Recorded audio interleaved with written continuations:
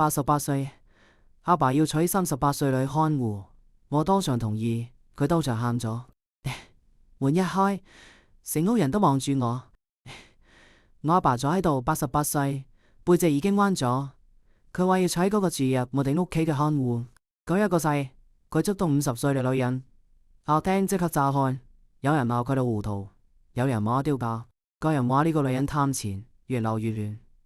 所有人都在等我開口。我走過去拉住女看護之手，晾住佢笑咗一下，然後講咗一句所有人都估唔到嘅話。佢面上嘅笑瞬間冇晒，成屋即刻靜晒，連我阿爸都抬起頭望住我，冇出聲。嗰個時候我先知呢頭家其實一早已經唔妥。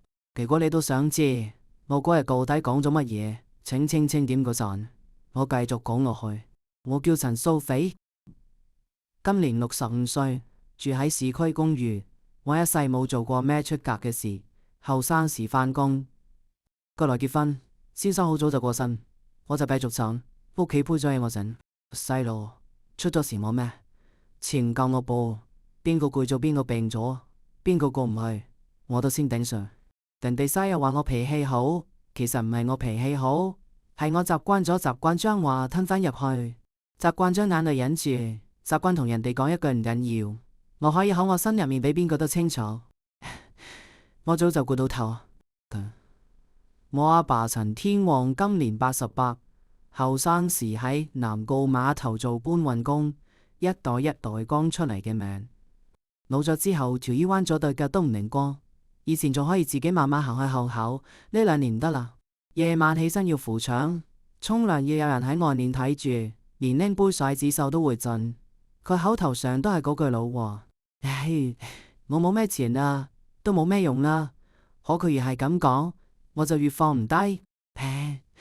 我原本以為仲可以再撐多幾年，直到舊年我半夜起身，聽到浴室裏面當一聲，衝過去一睇，我阿爸生翻人跌咗喺地下，褲腳濕得一半，麵包都好似長抌。佢仲咬住我，同我講：冇事啦，我自己起身就得。嗰一刻，我心口狠狠一縮，我知道唔可以再咁落去。我一個人估唔到咁多，我自己膝頭本身就唔好，夜晚生日失眠。個仔林志海40歲，喺電子行做中階主管，睇落體面，其實每日都俾工作壓到唞唔到氣。新抱蔡醫生，佢自己做美容接案，收入時好時配。屋企仲有個9歲嘅細路，要顧個個都難，個個都冇時間，所以我請咗看護。佢叫黃秋容，38歲，人唔算特別靚，但乾淨，會執拾自己，講嘢輕輕聲，見人先笑，對眼卻好活。一睇就只係好識睇場面嗰種人。佢哋嗰人拎住一個行李袋，企喺門口先彎腰同我阿爸打招呼：阿爸，我叫秋容，以後就由我照顧你。你如果邊度唔舒服，直接同我講就得。我阿爸抬頭望咗佢一眼，冇即刻出聲。黃秋容亦唔尷尬，轉身就去廚房睇雪櫃，又問我：陳姐，阿伯食嘢有冇咩忌口？啲嘢擺邊度？夜晚係咪會起身去廁所？佢問得好細，手腳又快。嗰日下晝，佢就將我阿爸間房收得整整齊齊，床邊多咗盞小夜燈，浴室地下都鋪咗防滑墊。我原本仲有啲唔放心，可黃秋容嚟咗之後，屋企確實順咗好多。我阿爸朝早起身，黃秋容先扶佢去客廳，再去熱粥，飯煮得暖，菜切得細。黃秋容陪我阿爸睇新聞，陪佢曬太陽，連我阿爸半夜咳2聲，黃秋容都聽得到。最重要嘅係，我阿爸居然肯聽佢話。我叫阿爸食淡啲，佢會摸我囉嗦。黃秋容將碗放喺佢面前，笑着講一句：阿伯，你今日唔好令我難做。我阿爸竟然就低頭食晒，而我都覺得意外。嗰段時間我真係鬆咗一口氣，我以為咁樣都好。屋企多一個人，至少我唔使再時時刻刻繃緊。連個仔林志海一次嚟食飯都細細同我講：媽，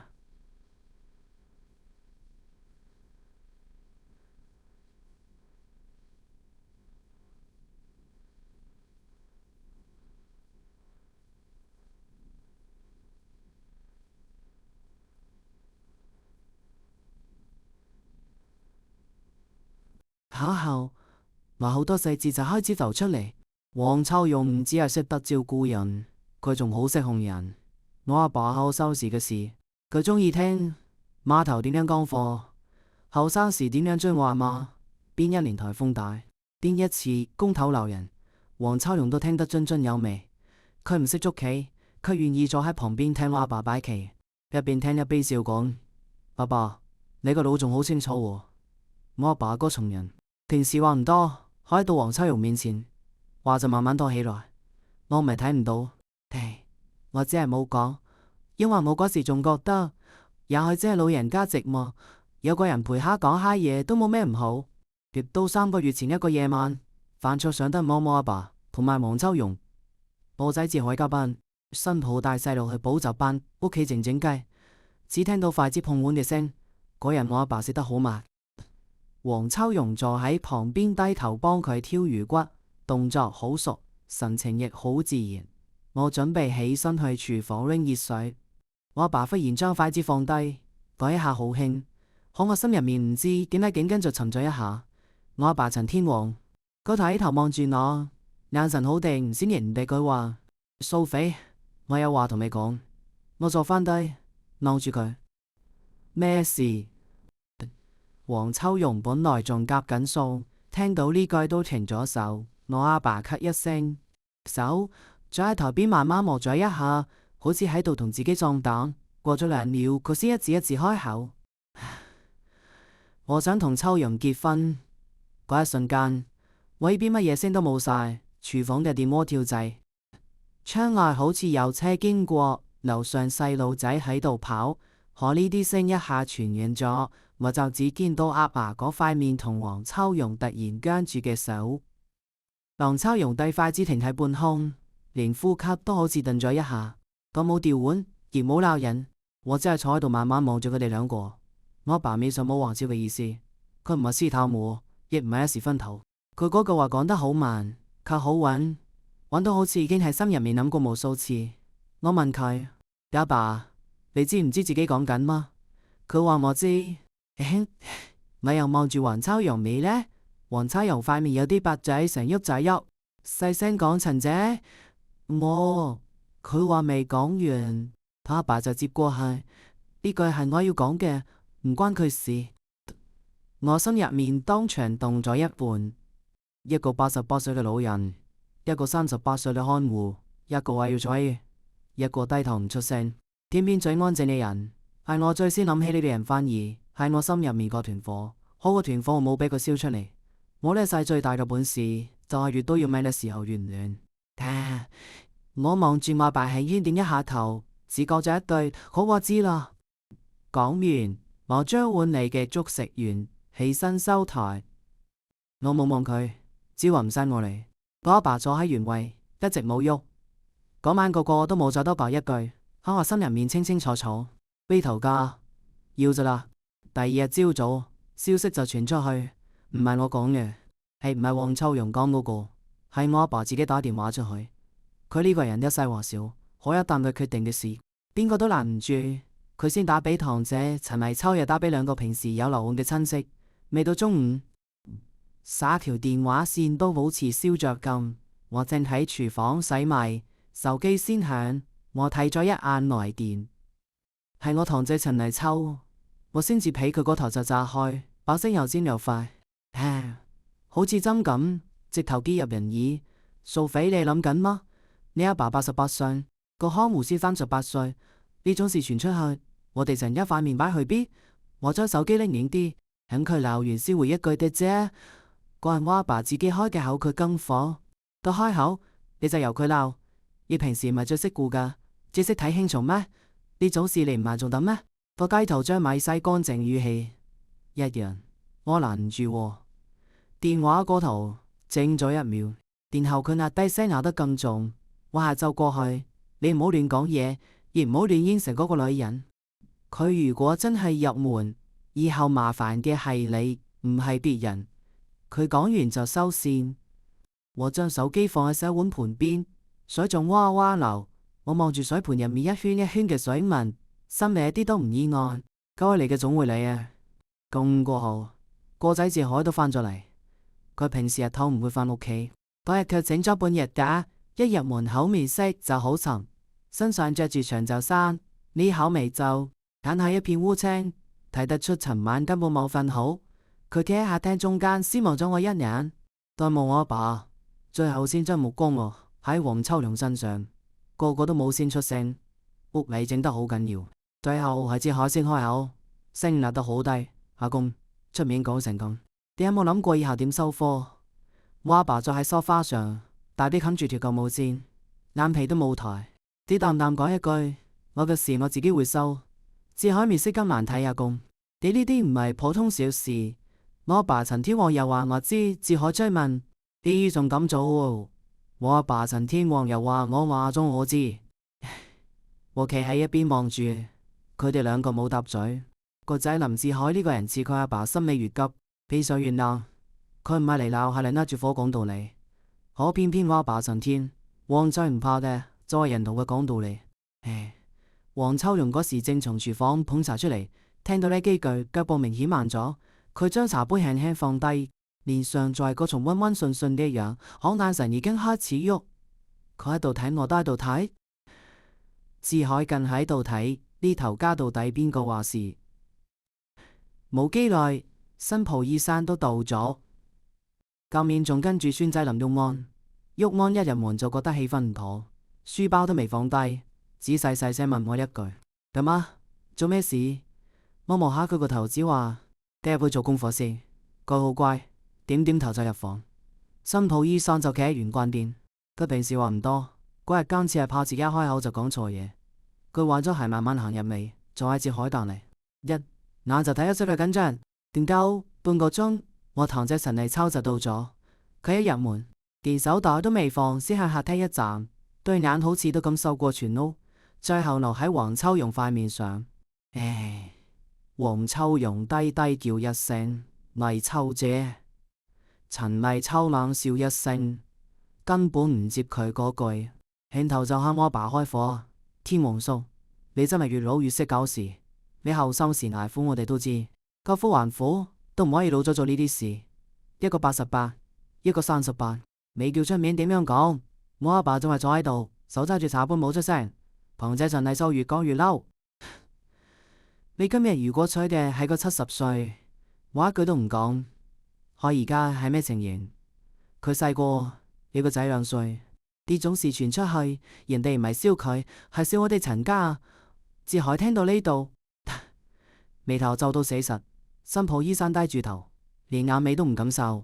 黃秋容企喺餐台邊，嘴唇抿住，面上帶住委屈，眼神佢一啲都唔呆。佢一直喺度睇，邊個鬧，邊個退，邊個係最沉得住氣。我阿爸終於開口：你哋講完未？堂姐陳麗秋我聽。你都直接拍台講完未？你都88，你圖啲咩？我阿爸慢慢抬起頭，聲唔大，佢好難，我圖咩？唔使同你交代。呢個窗成個客廳更僵。堂姐陳麗秋塊面青晒。好，我今日就將話講白。呢個女人要入門，我第一個唔同意。黃秋容膊頭輕輕一抖低咗頭，可冇好清楚睇到佢唔係單純驚，佢喺度等邊個企出嚟，等邊個拍板，等邊個講最後一句話。個仔志海終於忍唔住，佢望住我阿爸，一字一句講：阿公，呢件事你真係諗清楚，定係只係覺得有人陪，心一現就當真？我阿爸盯住佢，面上冇乜表情。我話咗，我好清楚志海將論，咁你有冇諗過嗎？佢呢一句終於將我心入面嗰條弦背響咗，成屋一下安靜。我見到我阿爸隻手微微收緊。志海吸一口氣，聲扎沉：阿媽咁多年乜都顧住，顧你顧我顧呢頭噶，佢一句重話都冇同你講過。而家你一句要結婚，成頭家亂晒，你有冇諗過佢以後點樣做人？呢句講完，連新抱醫生都抬呢頭望咗我一眼，佢眼裏面有擔心，而有啲壓唔住嘅慌，因為佢知到志海講介紹我呢頭家表面上一齊過，可真正一路降落嚟，你一直係我，而我阿爸就坐喺眾人正中間，好似一塊硬唔喐嘅石頭。我阿爸陳天旺突然話佢會處理我，聽到呢句，心尾忽然冷笑一下，會處理係啊，我呢一世最識處理爛攤子，邊個鬧交，我收邊個避過請人，邊個缺錢我補。而家連佢娶個細過我個仔嘅看護，最後要企出嚟收場嘅都係我。屋入面又亂過，堂姐陳迷秋鬧得最兇，至海面色越來越沉。啲山細細聲勸一句，大家冷靜啲先啦。我根本冇人冷靜得落嚟。黃秋容一直冇出聲，佢企喺度睇落像無辜。講我知道佢個老母情過，佢喺度計阿爸呢條路行唔行得通，計呢頭鳩會唔會真係翻面，計自己應該進定退。我忽然覺得有啲可笑，個個都以為自己睇緊別人，其實每個人都在盤算自己。陳麗秋鬧到最後，猛咁轉過嚟指住我掃肥，你唔好由頭坐到尾唔出聲。今日呢件事，別人講都冇用，得你講有用。你話你到底咩態度？一下子所有人嘅眼睛高落喺我身上，連黃秋容都望住我，我阿爸都望住我。我低頭睇咗一眼自己手裏面嘅茶杯，茶已經凍咗，杯邊卻仲係暖嘅。我慢慢將茶杯放低，企咗起身，下廳，你一點聲都冇。我一邊一步行到黃秋容面前，佢明顯緊張，呼吸都急咗半拍，可佢仲係撐住，勉強擠咗一點笑，低低叫我一聲陳姐。我望住佢都笑咗。唉，我呢個人一世都唔中意大聲，可以喺呢種時候，我越知道聲唔使大話先要狠。我伸出指手輕輕揸住佢指手，佢手心有汗凍噶。我望住佢對眼晚開口，秋容，既然你哋都講到呢一步，咁我都唔好難。佢眼裏閃過一點光，好快好輕，可見到了。我繼續笑着講落去，只係有件事我要先同你講清楚。我阿爸一個月得4000多少少咋，你如果唔嫌棄呢啲錢，以後就歸你管。呢一句出去，好似有人拎住針一下將成屋嘅氣全督破。安靜些人都安靜。陳迷秋先係擰了一下，隨即嘴角輕輕抽一下，眼裏嗰一點輕蔑藏都藏唔住。個仔志海冇出聲。嗰個3個人明顯怔住，新抱醫生抬起頭，眼神一下變咗。而我阿爸陳天旺都抬頭望咗我一眼，只有黃秋容面上嘅笑係一點一點間嘅。佢些人咁相信咁望住我，好似聽唔明。然後佢眼裏嘅光慢慢退落去，連嘴角嗰段撐出嚟嘅弧度都掛唔住。佢輕輕抽一下手，抽唔出。我揸得唔重，佢就係冇力爭。都望住佢仲係笑，繼續又話點啊？你頭先唔係話只要2個人真信，其他都唔重要咩？黃秋容嘴唇喐咗一下，外來先擠出一句：阿爸就只得呢啲。我點點頭，語氣膨到好似講天氣。係啊，就得呢啲。平時食日睇醫生都係我出。你如果真係要個生活開銷，以後都麻煩你一齊顧住。反正一家人嘛，總唔能夠乜都靠別人。黃秋容企喺度，唉，面色一點一點發白。佢大概想裝想笑，想將個口氣撐返嚟。唉，可佢眼裏嘅失望太明顯，都話唔住。嗰一氣，我乜都明白晒。呢個女人唔係聖人，佢亦冇佢面上裝出嚟咁乾淨。堂姐陳麗秋呢時仲冷笑出聲。我仲以為天王叔有好多錢，原來就得呢啲。呢句話好似耳瓜一樣直接擺過去。黃秋容個頭低得更低，我阿爸卻再冇出聲。佢只係望住我，嗰個眼神好深好沉，沉到我心裏都微微發緊。好嗰時我顧唔上諗咁多，我只知道我呢一句已經將黃秋容心裏面嗰個酸盤敲出聲。我鬆開個指手，轉身坐返原位，掂起個杯已經凍咗嘅茶，輕輕飲一啖茶苦。好，我心反而靜咗，因為我知道我呢一刀錢啱咗。嗰日後來點咩聲，我記得唔係好清楚，只記得堂姐陳迷秋走嘅時候，嘴裏仲冷笑緊。個仔志海坐咗好耐，一句話都冇再講。醫生拉住佢，面色好乾。黃秋容低住頭入咗房，成晚都冇出嚟。而我阿爸由頭到尾，只喺最後行返房前，回頭望咗我一眼。嗰個眼神講唔清，唔係怪我，亦唔係怒，似係有啲意外，但只係一早喺度等我呢一下。我嗰時仲未明，我只覺得自己睇穿咗黃秋容，但我從未知真正設局嘅人根本唔係佢。嗰晚我躺喺床窗外，偶然有車聲過去，一陣一陣嘅。我輾轉翻側，冇裏面諗嘅唔係日頭嗰場鬧劇，我想嘅係黃秋容呢個人。但忽然覺得有啲可笑，佢哋都以為我係嗰日先開始睇佢，其實唔係。如果我真係咁乜都睇唔出啲人，呢頭家亦輪唔到我撐到今日。件事要從9個月前講起，嗰時我阿爸嘅身體已經明顯唔變，所以我先動咗請看護嘅念頭。公蓋前後帶嚟好幾個，第一個太後喪，先有出頭講嘢軟綿綿，倒杯水都瀉一半。我阿爸睇佢兩眼就皺眉，同我講：呢個邊係嚟照顧人？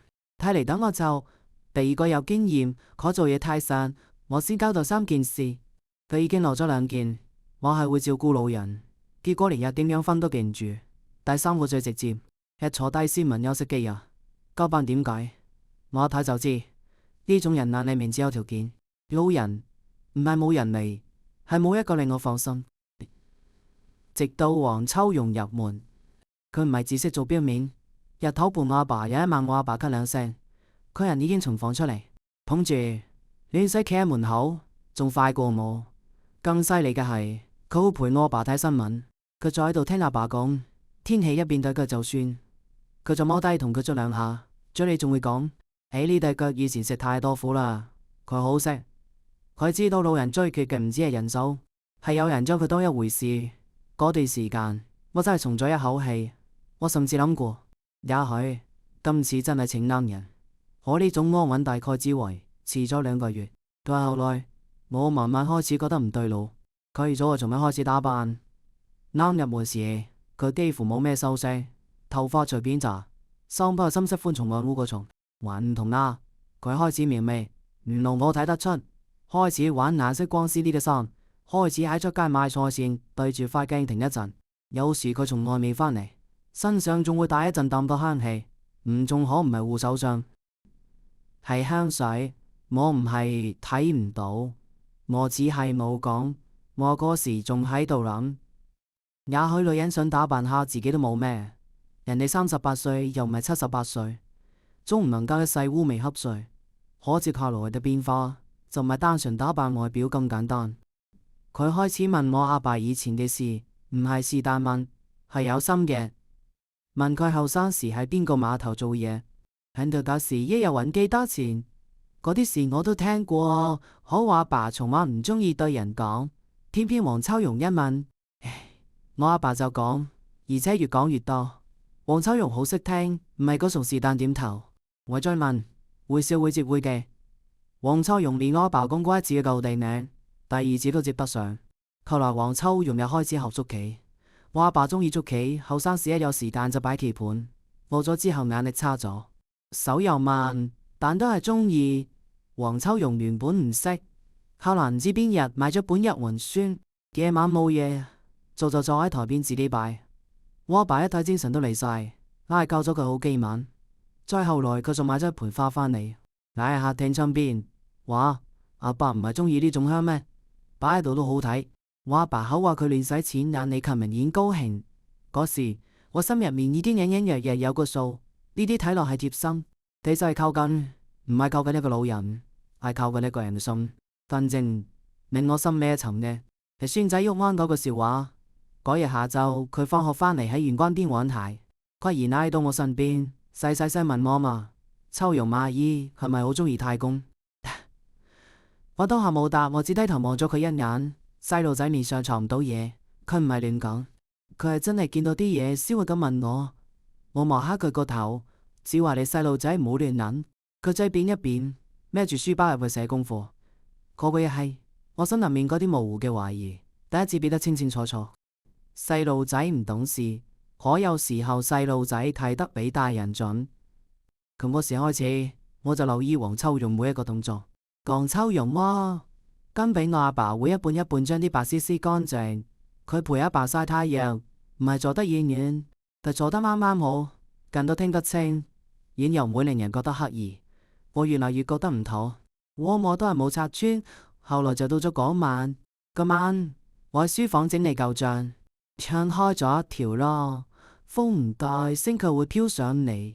一開始我冇在意，直到我聽到黃秋容喺外面輕輕講咗一句：以後有我在，我會陪你。我手裏面支筆當場停住，但一輕我就知道呢件事已經唔係單純嘅照顧關，係再之後我阿爸就開口，佢話要同黃秋容結婚。而家件事鬧到呢個地步，屋企人散種唔關注，人都散開，三間屋嘅氣都凍晒。黃秋容將自己關喺房，我阿爸一句話都唔講。我仔自海返去之前，面色沉到好似想落雨，個個都以為我阿哥係突然清醒，其實唔係。我係一路睇住佢行入嚟，一步一步，同看護到陪伴，從陪伴到靠近，從靠近到今日呢個地步。我嗰時就知道呢件事唔會咁簡單，只係我冇諗到，最先將話挑明嘅人唔係我，係我阿爸。嗰日之後，我阿爸整整3日冇再提結婚2個字。黃秋容都係照樣做嘢，朝早照樣起身煮粥，照樣扶阿爸洗面，照樣將日一粒一粒排好。中午照樣煮餸，夜晚照樣收台，手冇停，話佢幾乎冇咗。以前佢做嘢嘴裏總會帶2句阿爸，呢個唔好食咁快，陳姐記做先，我嚟就得。而家唔同啦，佢好似忽然將自己收起，人仲喺度，魂魄唔知飄咗去邊。第一日我見到佢切野菜，切到一半停住，都完喺半空，冷定定望住砧板，好似發呆。我企喺廚房門口望咗2秒，我出聲。第2日我黃昏從外面返嚟，見到佢一個人坐喺後陽台嘅尾燈上面，手裏面拎住一件我阿爸嘅舊外套，罵來都冇用。風吹入嚟，佢頭髮生咗一縷，佢都冇伸手去撥。第3日半夜，我起身飲水，經過客廳發現佢未瞓，佢坐喺梳化邊，等我筷子靠窗，我一點暗光發呆，佢想放住半杯酒就凍咗個水。佢聽到我腳步聲，好似嚇一跳，即刻企起身低講一句：陳仔，你仲未瞓？我望咗佢一眼，只話你都係句勉強笑一下，9個笑駁到廁紙一電就爛。我冇再多問，有啲話唔係問就會有答案，但如果自己未諗通，你逼佢開口，都只係逼出幾句場面話。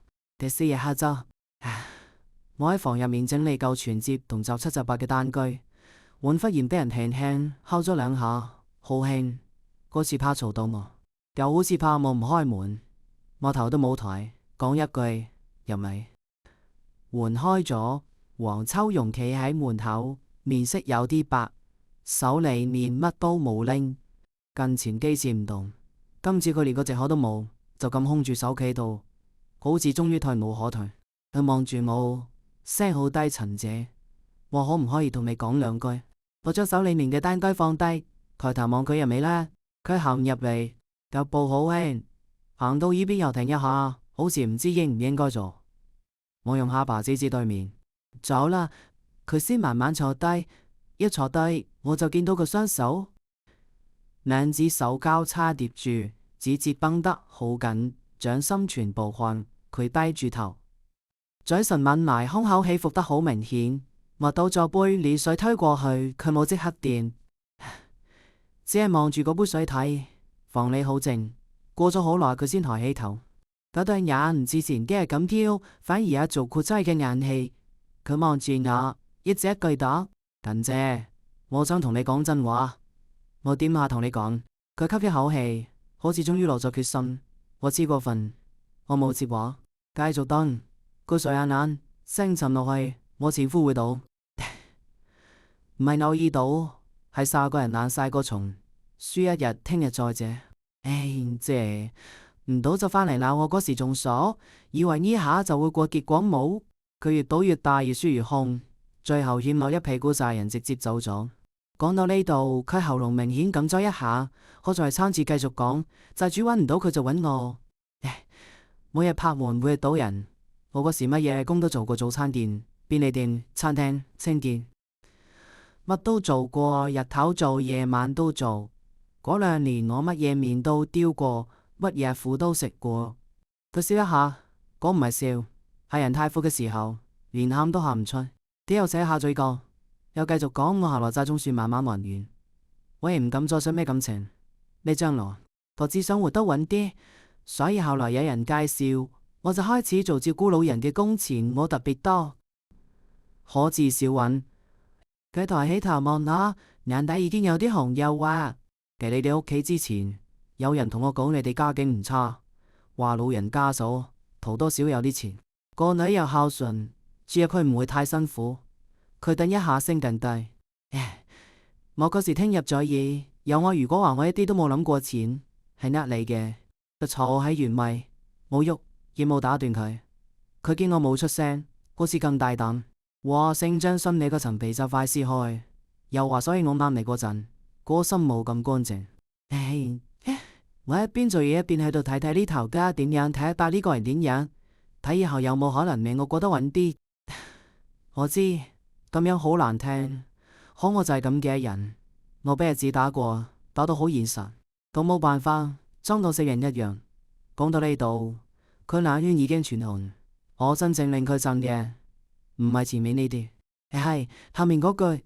佢望住我，聲輕到幾乎聽唔見。可係嗰日你話阿伯一個月得4000多少少，我曬個人好似俾人打咗一巴。我望住佢，依然冇出聲。佢鼻頭紅咗，燒得苦。你嗰一句唔知令我難堪，你係將我殺個人鬧死。我個生嘢一路喺度諗，我如果真係為咗個少少錢嫁俾一個差唔多90歲嘅老人，我自己都睇唔起我自己。佢嘅手指越搞越緊，連手背青筋都染埋。我唔係未窮過，可窮唔代表乜都可以買。嗰啲錢我拎咗都瞓唔安樂。房入面靜咗，佢低低頭，聲終於有啲抖。同樣一件事，我都想同你講。我望住佢，佢吸一口氣，今次好似比前面更慢開口。後來我對阿伯亦唔係完全假，我咪一下眼，佢冇打斷。佢話佢呢個人睇落硬，講嘢少，可佢會記得我有冇食飯，會問我今日攰唔攰。嗰次我只手俾熱湯燙到，佢仲緊張過。我係要我去沖凍水，同有喎。日前我只係咳2聲，佢第二日就叫我着多件衫，話天氣轉涼。講到呢度，佢眼淚終於掉落嚟，唔係嚎啕大哭，係一滴一滴咁跌落，跌得好安靜。然後佢話：你知唔知？已經好耐冇人咁樣問過我，唔係問我做晒嘢未，唔係問我拎咗錢未，唔係問我仲頂唔頂得順，係問我呢個人好唔好。佢頭先會一下眼，結果越抹越亂，又繼續講，所以我後來先會亂。我一開始係帶住其他心思入嚟，冇錯。好耐咗之後，我自己都分唔清。我知我唔乾淨，我亦知你睇得出，所以對唔住。最後呢3個字佢講得好輕，可我聽得好清楚。我望住佢，怒咗好耐。我本來以為我會嬲，會諷刺佢2句，或者乾脆叫佢出去。可真正坐喺我面前嘅，唔係一個張牙舞爪嘅胚女人，第一個行錯過路，心尾又算計。佢亦真係俾生活踩爛過嘅人。佢唔無辜，可佢都唔係純胚。呢個世上最麻煩嘅人，本來就唔係純黑純白，嗰種係呢種半真半假、半算計半真，連佢自己都講唔清嘅人。我沉默咗，過咗好耐先開口。我聽完啦。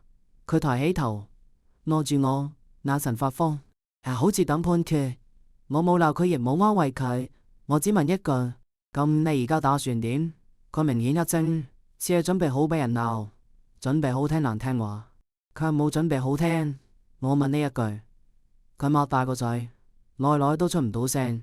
過咗好耐，佢先紅住眼講我，可佢講我字先啱啱出嚟，嗱，我門鈴忽然響咗，叮咚一聲，又脆又急，好似有人專登揀喺呢個時候，硬生生將呢一口氣打斷。佢同黃秋榮同時抬起頭，佢眼角仲掛住眼淚，3個人跟晒，而我心裏莫名其妙沉咗一下。我唔知門外面係邊個，可知真正嘅大事到咗。門鈴聲又脆又急，好似有人專登揀喺呢口氣最緊嘅時候，硬係響起呢。佢同黃秋陽同時抬頭，佢眼角仲有淚，沙發一下僵住，我都冇再追問，只係意識望住喺冷走廊盡頭嗰扇門。我阿爸嗰日一直喺房門關住，成日都冇出嚟。我唔知佢係喺度瞓定係喺度聽，只知個市門由朝早到而家一點動靜都冇，越係咁樣安靜，越令人心尾發沉。門鈴又響一次，我站起身行落樓開門，門一打開，我先見到一身深色西裝，但向上係一張我冇見過嘅面，50歲上下，企得好靜，手裏面拎住公事包。三個人好似從外面另一個世界行入嚟，同我呢個亂成一團嘅屋企一啲都唔夾。佢先望住我，客氣咁點下頭。請問係陳素菲小姐嗎？我擰了一下都係答，我係。請問你係？佢從衫袋拎出名片，伸手遞俾我，我低頭一睇，張信雲律師。我心裏嗰一下唔知點解忽然咁沉。我將人請入嚟，黃秋容已經從樓上落嚟，企喺樓梯邊，面上嘅眼淚痕都未乾，顯然都冇諗過會嚟咁一個人。佢冇出聲，只係企喺度睇。張信文坐低之後，冇客套，亦冇兜圈，佢直接將公事包打開，從裏面拎出一個牛皮信封，輕輕放喺我面前。信封封得好完整，上面只有4個字：素菲親啟。我一見到嗰4個字，背脊瞬間發涼。都係我阿爸嘅字彎啲慢啲，筆畫有啲震，別人認唔出，我認得出。我手冇掂嗰封信，先抬頭望住張信文，咩係咩意思？張信文望住我，嘢係好玩。1個多月前，陳天王老先生親自去揾過我一次，我眼嚟猛咁一跳。1個多月前嗰時，屋企表面上仲好地地，黃秋容仲喺度煮飯，我阿爸仲喺客廳擺棋，當每日照樣過日子，根本冇諗到有人已經喺背後將後面嘅路都安排晒。張信文繼續講，陳老先生交代得好清楚，呢封信唔可以寄，唔可以請人轉交，一定要由我親手交到你手上。我喉嚨有啲緊，問佢點解今日？佢話陳老先生話第4日唔管交你流成點，呢封信都要親手交俾你第4日。我老翁仔一下，今日正好就係我阿爸話要結婚之後嘅第4日，時間好似俾人暗暗算準咗，一日唔得，一日唔少。我坐喺度耐耐都冇喐。張信文將話講完，站起身，好似任務已經完成。行到門邊時，佢又停一下，回頭望住我。陳老先生，仲要我帶一個物俾你。我抬起頭，佢講得好慢，一字一句清清楚楚。佢話對唔住，佢呃咗你好多年門關上。聽一下靜到啲人驚。黃秋容企喺樓梯邊，連呼吸都壓得好輕。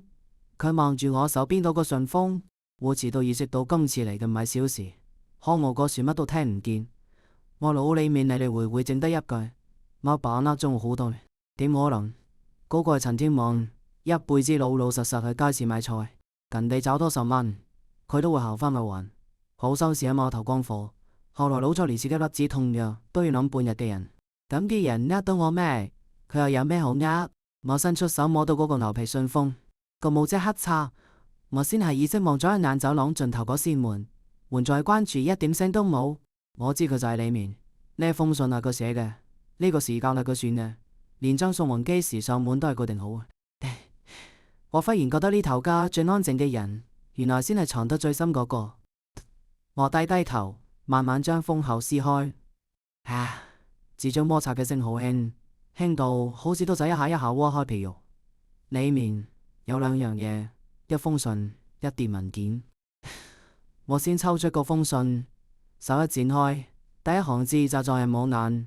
我同你講，我一個月得4000多啲，嗰係假嘅。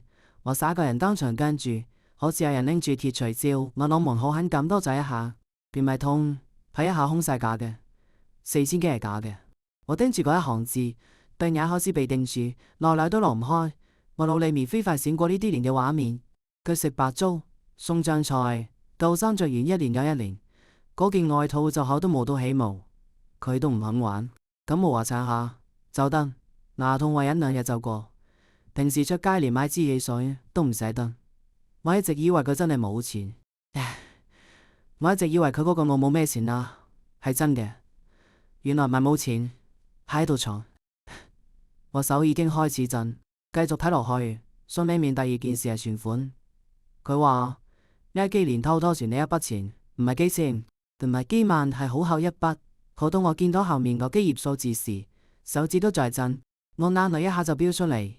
我忽然諗起好多嘢。過年嘅時候，我同佢買新外套，佢總話先收埋，等緊要時候先着，結果等來等去，緊要時候都冇着。平時台上有魚有肉，佢總係先夾菜。去荔園拎咗，佢望住賬單，地頭早時走一下。我以前只覺得係老一輩嘅慳㗎，而家我先知咁唔係慳，係同自己過，唔係1蚊1蚊由牙縫度慳出嚟。可真正將我擊穿嘅，唔係嗰筆錢，係下面嗰疊文件。我將信放喺大髀上，收震住去揭嗰疊紙，1張2張3張，全部係記錄，整整齊齊。我時間排一啲都唔亂。我原本就越揭越亂，跌到後面忽然俾一樣嘢定住，嗰係一筆我好熟嘅支出，係我阿爸替我俾嘅，熟到我呢幾年一直記喺心裏，卻始終冇查明白。嗰係我老公林耀宗走咗之後，屋企有一段時間仲有一筆錢固定出去，原來每個月一樣，我一直冇斷過。我嗰時都懷疑過，走去問過查過，最後只當係自己記錯，咬住咬繼續補。可而家嗰啲紙一張擺喺我面前，唔係我記錯，啲唔係銀行搞錯，係我阿爸，係佢喺背後一直用自己嘅錢超為呢頭家補鑊。我使過嚟發罵，但係根本收唔住。原來唔係我撐住呢頭家，係佢喺背後托住我。我又將封信拎起繼續睇落去，今次啲字越來越慢，亦越來越重。佢寫我膝頭唔好，天一變就痛。佢寫我夜晚成日翻嚟覆去，房裏面燈半夜仲着住。佢寫我口上面寫嘅話唔緊要，我可面先一日比一日差。佢寫你一路照顧緊大家，可你冇照顧過你自己。我睇到呢度，喊到3個人彎晒。咁多年，唉，我以為我藏得好，我過往唔講，我撐唔住我都唔講，我總覺得講咗都冇用。頭家仲喺度，飯仲要煮，錢仲要計，細路仲要顧，講出嚟不過係令別人跟住唔舒服。可原來佢全部睇見晒。信再落去係一個人，我徹底崩潰咯。你老公耀宗唔喺度，我總要代佢多睇呢一眼。林耀宗，我已經好耐唔敢喺心入面完整咁樣念呢個名。佢走咗之後，我只顧住向前頂，顧住唔俾呢頭家冧落嚟。我唔敢情，一停我就怕連自己都冧。可我冇諗過，我喺度慘。後面一直仲有一對老到震嘅手喺度停，我做頂，我掩住嘴，嘆得一點聲都慢唔住。客廳靜得可怕，黃秋容唔知幾時已經落咗嚟，站得遠遠，一動都不敢動。佢大概都睇得出，呢唔係佢可以插嘴嘅時候。我喊咗好耐，先將啖氣慢慢喘返嚟，眼淚將信紙多把濕咗一角。我用手背亂撳抹一下，以為最重嘅都睇完，佢就喺我手震住揭到最後一頁嘅時候，我眼個餘光又掃咗一眼個扇門，門仲係關住。我心口猛咁一緊，然後我見到我阿爸喺信裏面寫最後嗰句：呢個看護黃秋容係我故意揾嚟嘅。嗰瞬間，我細個人徹底跟住，我盯住嗰一行字，擰真住腦入面一片空白。我知佢就喺裏面，呢封信係佢寫嘅，將信忘幾時嚟幾時將信交到我手上。呢一切係佢算好。嗰個一輩子總話自己老啦，冇用啦。我前拉嘅人，原來由頭到尾先係呢頭家最識計嘅人。我低低頭繼續睇落去。我阿爸喺信裏面寫得好慢好直。佢話佢一開始就知道黃秋容唔係完全單純嘅人，因為太過老實嘅人演唔出呢場戲，太過本分嘅人都撐唔住後面呢一場風波。佢要嘅就係黃秋容呢種人，但裏面有算盤，心裏有盤算，會睇人，亦會裝。佢後面嗰幾句寫得更重，好似每個字都係佢咬住牙寫落嚟。佢啊，我唔係老糊塗，亦唔係貪人陪我鬧呢一場，唔係為咗我自己。耀宗走咗之後，你就一直喺度撐，你顧我，顧哲海，顧呢頭噶，乜都顧，就係冇顧過你自己。你口頭總話唔緊要，我可以，可知我知你早就顧到灰晒。我如果唔將件事鬧大，你唔會停，你唔單止唔會停，你仲會繼續硬撐落去。所以我先專登鬧呢一場，我要你停低，我要你睇睇你自己，都要佢哋個個睇下呢些，然後底係邊個喺度鏟呢頭㗎？呢場再返，唔係我要娶邊個，我係想救你。我揸住封信，殺個人開始發動。原來佢唔係老糊塗，原來佢唔係俾黃秋容兇住，連埋佢唔係為自己晚年揾個本，佢係喺度估一個局，一個好笨、好狠，亦都好傷人嘅局。佢專登讓黃秋容走近佢，專登等佢陪捉棋、陪講話、陪曬太陽，專登等佢睇落越來越似個回事，專登揀一個時機將嗰句我要同秋容結婚講出嚟，專登將堂姐、親戚、志海、依山全部炸入嚟，專登將呢頭家炸到唔得安處，因為只有咁樣，我先會不得不停低。我掩住嘴，眼淚一滴一滴跌喺信上面。我諗起呢些，連我膝頭痛嗰陣，同華人蝦就得半夜瞓唔着，我都唔出聲，坐喺床邊等天光。個仔缺錢我補，孫仔有人顧我顧，呢頭家邊度留咗，我就係補邊度。我生日講到晒嗰句唔等要，我可以。原來佢全部睇見晒，我喊到肩頭一抽一抽，好對眼仍然死盯住張信紙。我怕漏咗一個字，怕漏咗佢咁多年心係冇講出嚟嘅。信入後半段將最後嗰層皮都全掀開。佢話黃秋容知道呢係一場戲，因為我阿爸早就同佢講清楚，試完佢就走會俾一筆錢佢，唔會要佢得咗。我盯住嗰幾行字，眼前一陣一陣發花。果然我估中一半，黃秋容唔係完全無辜，可佢都唔係我以為個蟲子會波上嚟咬前嘅女人。客廳裏面淨得我同黃秋容。黃秋容慢慢企起身，對眼都係紅嘅，面色白得好緊要。我望住佢，直接問：你同我爸到底係咩關係？佢先一怔，接着低下頭。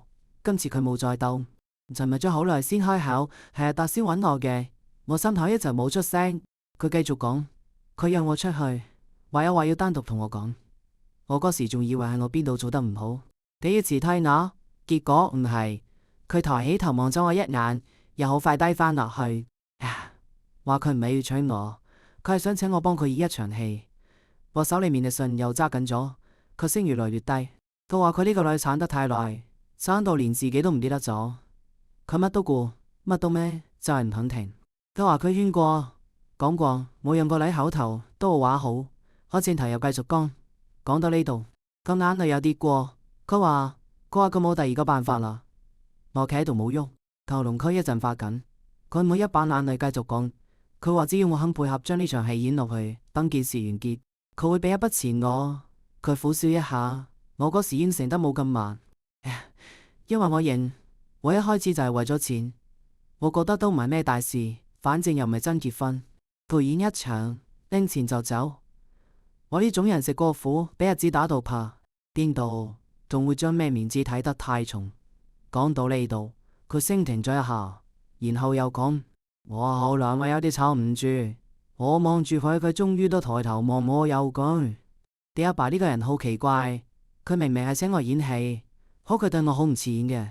黃秋容吸一口氣，接着講：後來有一日，我本來想同佢講我唔想演啦，可佢先紅咗眼。哇，姑娘你唔明，有時呢一個人，但因為太心痛佢。我企喺度，一下子呆咗。黃秋容喊住講：家下我望住一個快90歲嘅老人坐喺我對面，為咗自己個女對眼都紅埋。我嗰時先知道，唔係胡鬧，佢係真係心痛你，佢係真係想將你從我嗰一直硬產嘅位置上面拉落嚟。客廳一片死寂，我一句話都講唔出。黃秋容都唔講嘢，只企喺度喊。我本來以為聽完之後我會更爭退。可到咗呢一刻，我心煩意亂得好緊要。黃秋容唔係完全乾淨，可佢都唔係全呸。我沉默咗好耐，終於開口：你走啦。黃秋容一驚，凍住眼望望我，揸實封信，話嗰筆錢，我等我阿爸俾。黃秋容抿咗2秒，忽然搖頭，搖得好慢，佢好堅決，我唔要。我望住佢冇出聲，佢抹住眼淚，聲震得好犀利，好犀利。我一開始確實係為咗錢，可而家我唔要啦。我只係第一次見到一個阿爸會咁樣護住個女，我活到而家未見過講完呢句佢喊咗，連我一句話都講唔出。我只抬頭望咗一眼樓上嗰扇門，仲係關住，靜靜雞，一點聲都冇。可知我阿爸陳天旺，佢喺度等我揸住嗰封信，慢慢行上樓，彈到門口，我停一下，手扶喺門把上，先將門推開。房裏面好靜，我阿爸坐喺床邊，個背有啲彎，雙手放喺膝頭上，窗邊嘅光碼喺佢面上，將啲皺紋照得更深。我阿爸陳天旺抬起頭望見我，但裏面冇意外，好似一早知我會入嚟。我行過去，將信放喺床頭，望住佢講：我全部睇晒啦。我阿爸低低頭，好輕聲講一句：對唔住。就呢3個字，我眼淚一下就跌落嚟。我望住佢，聲一路震。你呃我咁多年。佢冇辯解，只低低應一聲。係。我喊住問佢：得咩自己呢？你有冇睇？你自己諗過？佢慢慢抬起頭，對眼都紅埋，冇再講嘢。嗰日之後，我真係變咗。我開始唔再乜都攬上身。個仔自可有佢嘅壓力，新抱姨婿有佢嘅難處。我唔再見到佢哋就未到，就急住逗佢哋頂。我開始學識佢一點，亦學識將自己當一回事。我先知道活着唔應該整得差。1個月後，黃秋容又返嚟一次。佢企喺門口，哇，手裏面拎住3稿，細細聲講：我只係上嚟睇下阿爸。我望咗佢2秒，最後都係讓開門入嚟啦。嗰日中午，我喺廚房。客廳裏面，我阿嫲同黃秋容喺度捉棋，孫仔林玉安趴喺旁邊笑得好大聲。我企喺廚房門口望住嗰一畫，忽然覺得鼻頭有啲酸。廚房外面係棋子跌落棋盤嘅聲，係玉安嘅笑聲，亦係我阿爸難得笑出嚟嘅聲。嗰個聲我已經好耐冇聽過。食飯嘅時候，我阿爸胃口特別好，一邊食一邊嫌黃秋容捉棋冇進步。黃秋容口頭唔陣氣，眼裏面卻帶住笑。我坐喺一邊望住佢哋，忽然覺得呢頭家終於是翻頭噶，唔係嗰個標面冇事，底下全部猛鏟嚟啦。你高衰過痛過喊過，最後先慢慢有咗溫度噶啦。黃昏嘅陽光射入客廳，照喺嗰盆花上面，花仲係嗰盆花，香仲係嗰個淡淡嘅香。終於我明咗我阿爸心裏面嗰句話：唔好太攰，對自己好啲。有些人口上面唔講，可心裏面比邊個都痛你。有些人嬲你一場，好過場嬲尾面藏嘅全部，係捨唔得講咁耐。